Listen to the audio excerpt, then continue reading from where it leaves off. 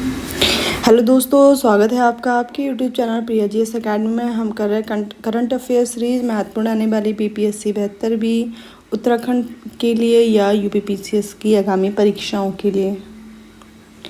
आइए बिना time waste करे स्टार्ट करते हैं। मैंने आपको ऑलरेडी इंटरनेशनल रिलेशंस वाले टॉपिक है उसमें से कुछ टॉपिक्स करवा दिए हैं। ये उसका अगला वीडियो है और एक महत्वपूर्ण सुझाव कि सिर्फ करंट अफेयर के पीछे ना भागे अब, क्योंकि बीपीएससी में बहुत कम डेज बचे हैं। एक संतुलन बनाते हुए ऐसे विषय जहाँ से क्वेश्चंस बन सकते हैं उन पे ज़्यादा फोकस करें, मेन पॉइंट्स पे फोकस करें, सब पॉइंट्स का पढ़ने की कोशिश ना करें। ऐसा ना सोचे कि पूरी मैगजीन्स को हम लोग रट जाएंगे, ऐसा इम्पॉसिबल है। एक बार पढ़ेंगे, दो बार पढ़ेंगे और लास्ट में रिवीजन नहीं कर पाएंगे। उन सब से बचने के लिए और मैं ये वीडियो ट्रिक्स के माध्यम से कराने की कोशिश करूँगी और उन्हीं तथ्यों पे विशेष ध्यान रखूँगी जो परीक्षा की दृष्टि से महत्वपूर्ण है। और थ्योरी वाला पोर्शन मोस्ट ऑफ द मैं स्किप करने की कोशिश करूँगी। आइए स्टार्ट करते हैं बिना टाइम वेस्ट करें। देखिए, ये वियतनाम तक मैंने पढ़ा लिया था। नाम बताइए तो नाम तो लाम करके नाम करके बताया था, तो न्यूम पान करके नहान टावर पढ़ा दिया था मैंने आपको। इसी में मैंने आपको माई सन टेम्पल पढ़ा दिया था। आज है भारत दक्षिण कोरिया, इम्पॉर्टेंट है दक्षिण कोरिया के। हाँ, एक महत्वपूर्ण सूचना कि ये जो किताब है ये करंट अफेयर की जो आँख वाली किताब आती है उसकी पीडीएफ है। दक्षिण कोरिया के राष्ट्रपति ली जे म्यूंग ने 19 से 21 अप्रैल 2026 तक भारत की पहली राजकीय यात्रा की। किसने? ली जे म्यूंग ने।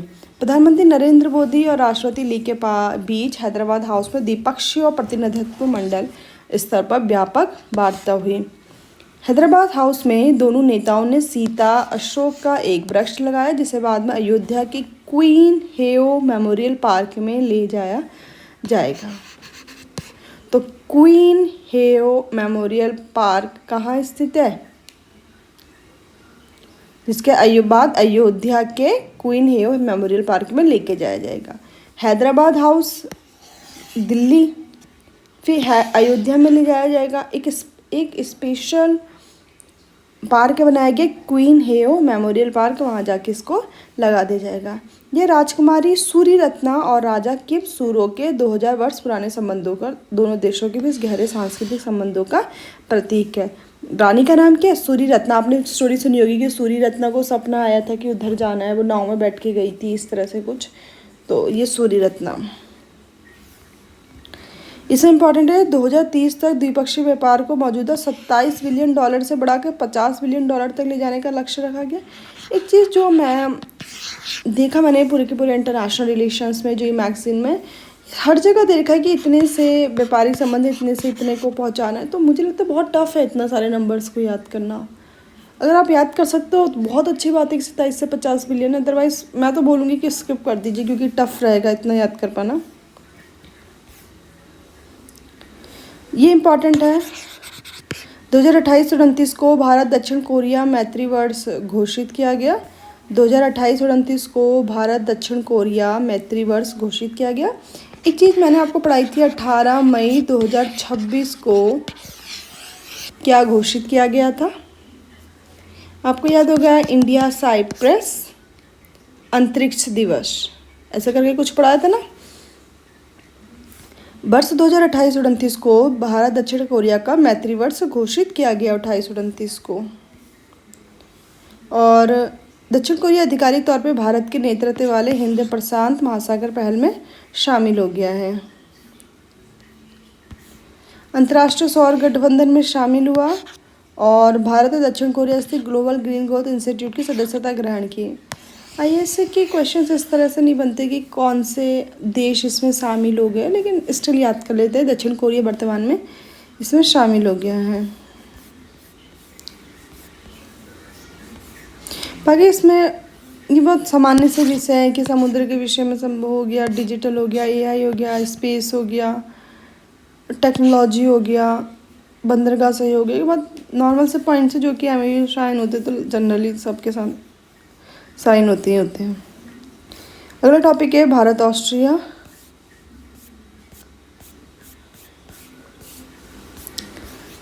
भारत ऑस्ट्रिया में भी कुछ इस तरह का महत्वपूर्ण नहीं था।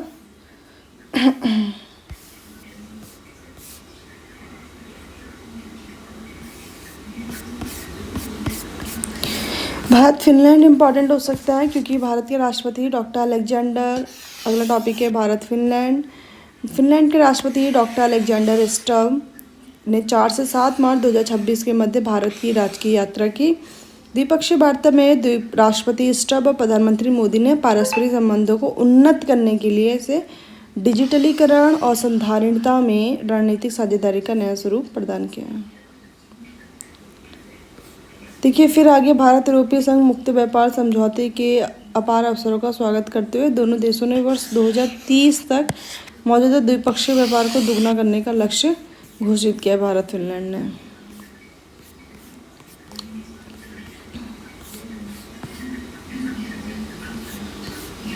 बाकी इसमें ऐसे कुछ पॉइंट्स नहीं दिखे जिनको हम मतलब तब महत्वपूर्ण माने। आइए अगला देखते हैं, भारत कनाडा। भारत कनाडा इसलिए इम्पॉर्टेंट है क्योंकि भारत और कनाडा के रिलेशंस बिल्कुल डाउन चले गए थे। आपको भी पता होगा कि भारत कनाडा के मध्य संबंधों में सुधार हो रहा है। यूरेनियम डील जैसे कुछ डीलें, प्रमुख डीलें, इनके मध्य वार्ता चल रही है। कनाडा के प्रधानमंत्री मार्क कार्नी ने 27 फरवरी से 2 मार्च 2026 के मध्य भारत की आधिकारिक यात्रा की। 2 मार्च को नई दिल्ली के हैदराबाद, जनरली ये लोग हैदराबाद हाउस में क्यों जा रहे हैं I don't know, but Hyderabad बहुत ज़्यादा जगह हैदराबाद ही आपको लिखा हुआ दिख रहेगा। हैदराबाद हाउस में दोनों प्रधानमंत्रियों के मध्य द्विपक्षीय वार्ता हुई, जिसके बाद वसुधैव कुटुंबकम, एक पृथ्वी एक परिवार एक भविष्य के मार्गदर्शक सिद्धांत पे आधिकारिक संयुक्त वक्तव्य जारी किया गया। देखिए इसमें फिर है, वार्ता के दौरान दोनों देशों ने 2030 तक द्विपक्षीय व्यापार को $50 बिलियन तक पहुँचाने का लक्ष्य निर्धारित किया है। अगर एक राष्ट्र का होता तो आप याद कर लेते, हर किसी में जितने जहाँ पे भी जा रहे हैं कुछ ना कुछ एक टारगेट है, इसलिए इसको याद करना टफ है। अगर आप ऑलरेडी याद कर चुके हो तो बहुत अच्छा, अदरवाइज इतनी कोशिश मत कीजिएगा इस पॉइंट्स को याद करने की। बाकी MOU साइन हुआ है, सेम ही पॉइंट्स हर जगह है। देखो, परमाणु ऊर्जा विभाग और कनाडा की कंपनी कैमेको के बीच यूरेनियम अयस्क सांद्र की आपूर्ति के लिए $2.6 बिलियन कनाडाई डॉलर के मध्य दीर्घकालिक वाणिज्य अनुबंध पे हस्ताक्षर हुए हैं। ये भी इंटरनेशनल सोलर अलायंस में शामिल हो गया है। शामिल होने की प्रक्रिया शुरू करने की घोषणा की है, मतलब कि हम भी शामिल हो जाएंगे। ग्लोबल बायोफ्यूल्स अलायंस में पूर्ण सदस्य के रूप में शामिल होगा। ये इंपॉर्टेंट है। भारत ट्राइब्स फेस्टिवल, ये अलग से प्रश्न बन सकता है। भारत ट्राइब्स फेस्टिवल 2026 में कनाडा ने अपनी आधिकारिक भागीदारी की घोषणा की। भारत ट्राइब्स फेस्टिवल के इम्पॉर्टेंट क्या है, 18 मार्च से 5 अप्रैल 2026 के मध्य नर्सरी नई दिल्ली में संपन्न हुआ। भारत ट्राइब्स फेस्टिवल कहाँ हुआ है, नई दिल्ली में संपन्न हुआ है। एक नर्सरी है, सुंदर नर्सरी, मतलब जहाँ पेड़ पौधे होते हैं, आई थिंक उसे ही नर्सरी बोलते हैं, वहाँ पे ये आयोजित हुआ था। भारत ट्राइब्स फेस्टिवल 18 मार्च से 5 मार्च 2026 के मध्य। भारत इजराइल इम्पॉर्टेंट है, यहाँ पे देख लेते हैं। इजराइल के संबंध इम्पॉर्टेंट क्यों है, क्योंकि नरेंद्र मोदी इजराइल गए थे, वहाँ की संसद को संबोधित किया और ऐसा करने वाले पहले प्रधानमंत्री बने हैं, तो इस कारण से इम्पॉर्टेंट हो जाता है। प्रधानमंत्री नरेंद्र मोदी ने 25 से 26 फरवरी 2026 के दौरान इजराइल की राजकीय यात्रा की। वर्ष 2017 के बाद ये उनकी दूसरी इजरायली यात्रा थी। 2026 के बाद ही उनकी दूसरी, 17 के बाद ही उनकी दूसरी इजरायली यात्रा थी। 25 फरवरी 2026 को प्रधानमंत्री मोदी ने यरूशलेम में इजरायली संसद नेसेट को विशेष पूर्ण अधिवेशन को संबोधित किया और ऐसा करने वाले वो पहले प्रधानमंत्री बन गए। तो इम्पॉर्टेंट पॉइंट क्या है, नेसेट। जैसे हमारी संसद है ना, पार्लियामेंट कहलाती है, लोकसभा राज्यसभा, तो वैसी उनकी पार्लियामेंट नेसेट कहलाती है। इम्पॉर्टेंट पॉइंट है। अगला है, नेसेट के अपने संबोधन में प्रधानमंत्री मोदी ने भारत के वसुधैव कुटुंबकम, इजराइल के टिक्कुन ओलम, मतलब दुनिया को ठीक करने की भी दार्शनिक समानता रेखांकित की। मेडल ऑफ द नेसेट से सम्मानित किया। नेसेट शब्द पढ़ते ही आपको याद आ जाएगा कि इजराइल का है, नेसेट। बाकी इसमें ऐसा कुछ नहीं था कि जैसे भारत इजराइल ने, भारत में सेंटर्स ऑफ एक्सीलेंस चल रहे हैं कृषि से संबंधित। अभी 100 करने का निर्णय लिया है। वर्तमान में 43 केंद्र हैं। ये इम्पॉर्टेंट है। I2 U2 अलग से ही अपना आप एक महत्वपूर्ण टॉपिक है। इसमें कौन कौन सदस्य है? I2 मतलब 2 I हैं और 2 U हैं। एक I से इंडिया है, एक I से इज़राइल है, एक से UAE है और एक से अमेरिका है। और भारत, मध्य पूर्व, यूरोप आर्थिक गलियारे IMEC में सहयोग को और अधिक गहरा करने पर जोर दिया। इसी पॉइंट में आप आगे जाएंगे। यहाँ पे जो संपन्न हुए दस्तावेज है वहाँ पे एक पॉइंट इम्पॉर्टेंट है। लोथल में राष्ट्रीय समुद्री विरासत परिषद स्थित है, उसके विकास के संबंध में यहाँ पे MOU साइन हुआ है। राष्ट्रीय समुद्री विरासत लोथल। अब ये लोथल में क्यों है? क्योंकि आपको पता होगा कि डॉकयार्ड मिला था हड़प्पा सभ्यता का लोथल से, तो इसलिए वहाँ से प्रश्न है, वहाँ से ये यहाँ पे स्थापित किया गया। हिब्रू लैंग्वेज इज़राइल में बोली जाती होगी।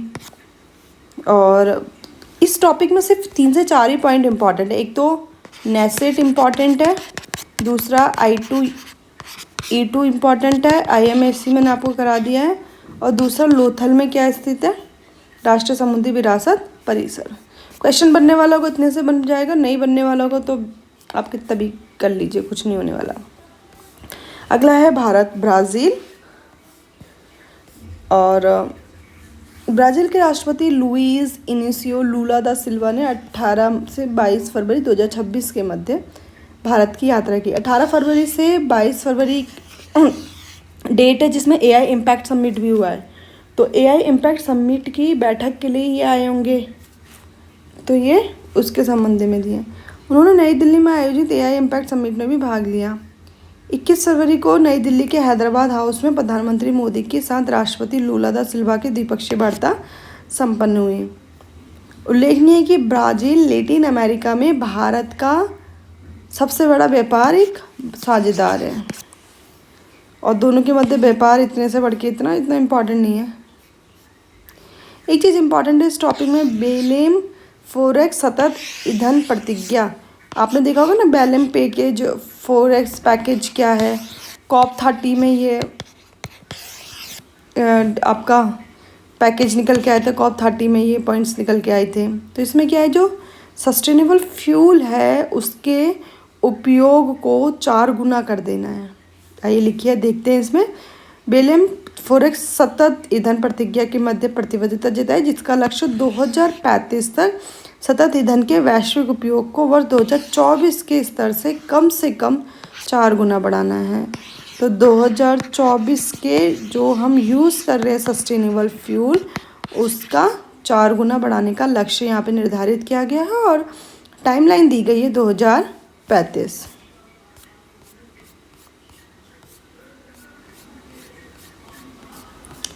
ठीक है। दोनों देशों ने संयुक्त राष्ट्र सुरक्षा परिषद में G4 सदस्य के रूप में एक दूसरे की स्थायी सदस्यता की दावेदारी का समर्थन किया। इसमें G4 में कौन कौन सा सदस्य है वो देख लेना। इनका उद्देश्य क्या है? यूनाइटेड नेशन सिक्योरिटी काउंसिल में सुधार इनका उद्देश्य है, जिसमें भारत एक सदस्य है, दूसरा ब्राज़ील भी है, आई थिंक जापान भी। एक बार आप देख लीजिएगा, मुझे कंट्रीज अभी याद नहीं है।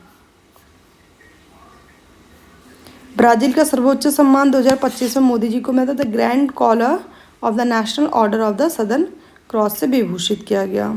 इस वीडियो में इतना ही। अगली वीडियो में देखेंगे भारत सेशेल्स से संबंधित कुछ टॉपिक होगा, तो मैं आपको वो करवा दूंगी। और ऐसे ही हम इस वीडियो को इस तरह से देखेंगे, क्योंकि ज़्यादा लेंदी भी वीडियो ना हो और इम्पॉर्टेंट पॉइंट्स भी इसमें हमारे कवर हो जाए। Thank you for watching Priya GS academy. मिलते हैं अगली वीडियो में, जो कि इंटरनेशनल रिलेशन से ही संबंधित महत्वपूर्ण पॉइंट्स को मैं बताने वाली हूँ आपको। और इसके बाद मैं आपके लिए रैंकिंग वाली वीडियोस भी ट्रिक्स के माध्यम से लाने की कोशिश करूँगी। आप ज़्यादा से ज़्यादा वीडियो को देखिए, शेयर कीजिए, लाइक कीजिए। अगर आपको काम पसंद आता है कमेंट सेक्शन पे जाके लिखिए कि आपको कौन सी वीडियो चाहिए। अगर आप चाहते कि मैं लाइव आके आपको पढ़ाऊँ तो प्लीज़ आप मुझे बताइए। Thank you for watching Priya GS academy. मिलते हैं अगली वीडियो में।